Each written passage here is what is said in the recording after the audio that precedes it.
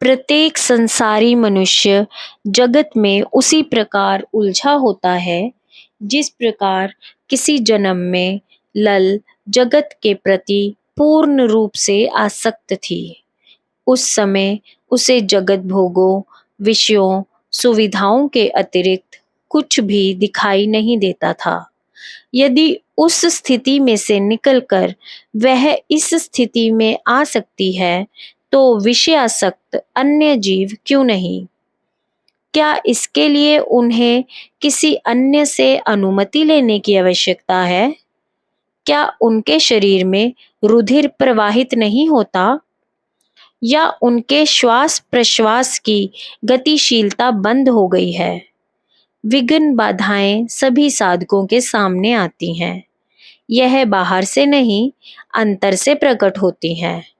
उनका सामना करना, सहन करना, धैर्य रखना, आगे बढ़ना, यह प्रत्येक जीव का अधिकार भी है तथा कर्तव्य भी। मनुष्य को केवल जगत से हटाकर अध्यात्म की ओर मुंह घुमाना है। जिधर उसका मुंह होगा उधर ही चलने लगेगा। अध्यात्म में आगे बढ़ने के लिए समय लगता ही है। यदि कोई चलेगा नहीं तो पहुंचेगा कैसे? इसीलिए तुम्हारा यह सोचना कि लल के समान आध्यात्मिक ऊंचाई नहीं छू सकते, उचित नहीं। सभी जीव इसके सर्वथा योग्य तथा अधिकारी हैं। तुम्हारा अगला प्रश्न लल की शक्ति जागृति के विषय में है। जिन लेखकों तथा इतिहासकारों ने लल के बारे में लिखा है, वह उतना ही है जितनी की उनको जानकारी थी। लल ने किस किस जन्म में क्या क्या साधना की, कैसी कैसी परिस्थितियों में से होकर उसे निकलना पड़ा, कौन सी पंगडंडियों से वह आगे बढ़ती रही, उसकी आंतरिक साधना क्या थी, उसे कब कब क्या क्या अनुभूतियां हुई, इन सभी बातों से लेखक अनभिज्ञ होता है। उसकी जानकारी अत्यंत सीमित होती है। सभी महात्माओं की जीवनियों के साथ यही समस्या है। इतिहासकार किसी राजा या नेता के बारे में अधिक लिख सकता है, क्योंकि उनका अधिकांश जीवन भौतिक स्तर पर होता है। किंतु एक महात्मा का वास्तविक जीवन अंतर में घटित होता है तथा यह आंतरिक जीवन लेखक की दृष्टि में नहीं आ सकता। लल एक अत्यंत गंभीर महिला थी। वह अपने विषय में किसी को कुछ भी नहीं बताती थी।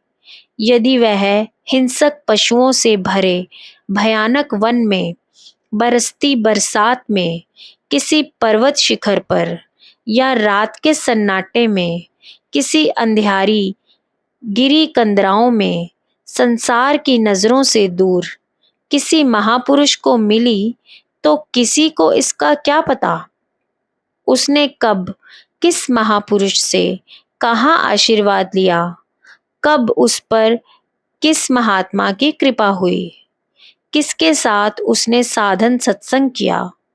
इसकी जानकारी जगत को कैसे प्राप्त हो सकती है? साधन में उसको कहाँ कैसा अनुभव हुआ, किस समय उसकी मानसिक अवस्था कैसी थी, किसी महापुरुष को मिलकर उसके मन पर कैसी प्रतिक्रिया हुई, कौन से अनुभव या घटना ने उसका जीवन बदल दिया, आदि बतलाने पर ही किसी को ज्ञात हो सकती है। यदि तथ्यों की जानकारी के अभाव में कोई लेखक कुछ लिखेगा, तो वह उसकी कल्पना होगी या भावना अथवा सुनी सुनाई बातें। लल को अपने जीवन में घटनाएं उजागर करने की कोई आवश्यकता नहीं थी, क्योंकि उसे उन्हें प्रचारित तो न करना था। जन समाज के पास उन घटनाओं के बारे में जानने का कोई उपाय नहीं था। लेखक तो अपनी साहित्य सृजन की भूख मिटाने के लिए लिखता है।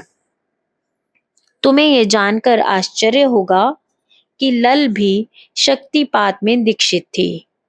उनके गुरु स्वामी परमानंद तीर्थ महाराज थे। इस पर मैंने पूछा, यह स्वामी परमानंद तीर्थ जी महाराज कौन है? ध्यान में नहीं आ रहा, पर नाम सुना है। महाराज श्री, अरे तुम भूल गए, स्वामी गंगाधर तीर्थ जी महाराज के परम गुरुदेव।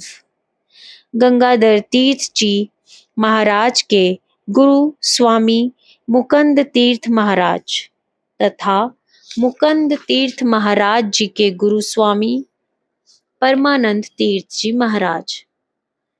इस पर मुझे अपनी भूल का आभास हुआ। मैं कुछ झेम सा गया, थोड़ी देर मौन रहा, फिर पूछा, क्या स्वामी गंगाधर तीर्थ महाराज की भांति स्वामी परमानंद तीर्थ महाराज जी भी एकांत प्रिय थे?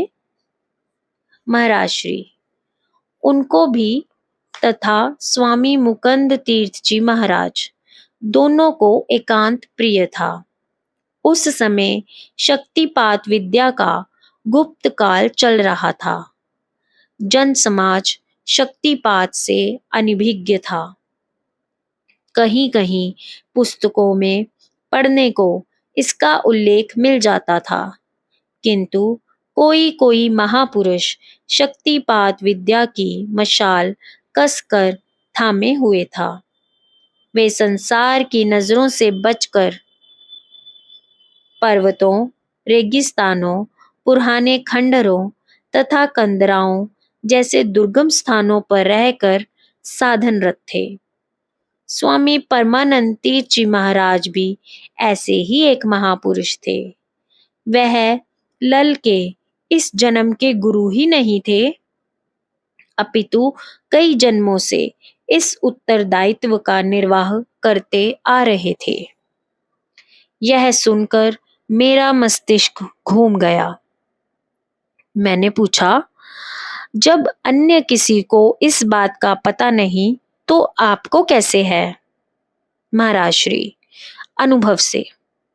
मैंने इस बात को प्रत्यक्ष अनुभव किया है।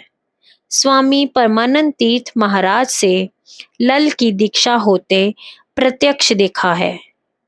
एक पहाड़ी नदी के किनारे एक चट्टान की ओट में सुनसान वीरान जगह पर परमानंद तीर्थ महाराज की कुटिया।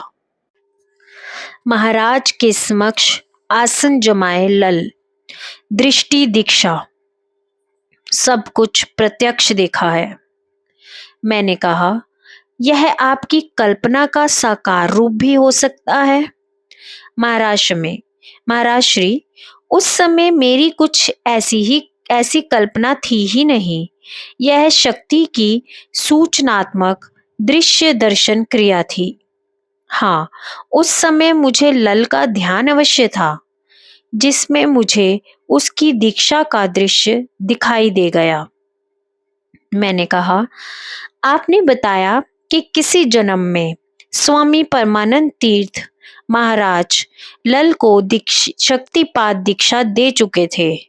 फिर इस जन्म में पुनः दीक्षा की क्या आवश्यकता थी? महाराज श्री, इस जन्म का व्यवहार था, अन्यथा परमानंद तीर्थ महाराज कई जन्मों से लल के गुरु थे। फिर यह बात भी है कि कभी कभी कोई विघ्न उपस्थित होकर साधन की गति को अवरुद्ध कर देता है। यदि जागृत शक्ति को एक और धक्के की आवश्यकता होती है। वास्तव में दूसरी दीक्षा को दीक्षा कहना उपयुक्त नहीं। इसे जागृत शक्ति का दिशा परिवर्तन तथा अनुशासित करना कहा जा सकता है। लल की यह दूसरी दीक्षा शक्ति जागृति हेतु नहीं थी। लल की आंतरिक चेतन शक्ति पहले ही जागृत थी, कई पड़ाव पार कर चुकी थी, किंतु अत्यंत सूक्ष्म स्तर पर लल के मार्ग में कोई ऐसा व्यवधानात्मक संस्कार आ गया था जिसके कारण वह आगे नहीं बढ़ पा रही थी। उस व्यवधान को दूर करने के लिए एक और उच्च स्तरीय गुरु कृपा की आवश्यकता थी।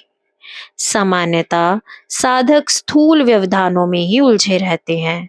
सूक्ष्म व्यवधानों की न उन्हें कल्पना ही होती है तथा ना ही समझ। सूक्ष्म व्यवधानों की सूक्ष्म शक्ति स्थूल व्यवधान की अपेक्षा अनंत गुना अधिक होती है। उस व्यवधान को दूर करने के लिए साधक के पास गुरु कृपा के अतिरिक्त कोई उपाय भी नहीं होता। प्रभु कृपा ही गुरु कृपा के माध्यम से प्रकट होती है।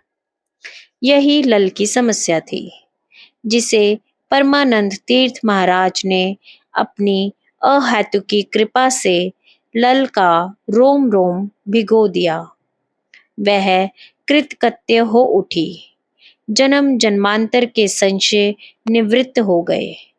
चित्त में बाकी बची माया की सब गणने खुल गईं।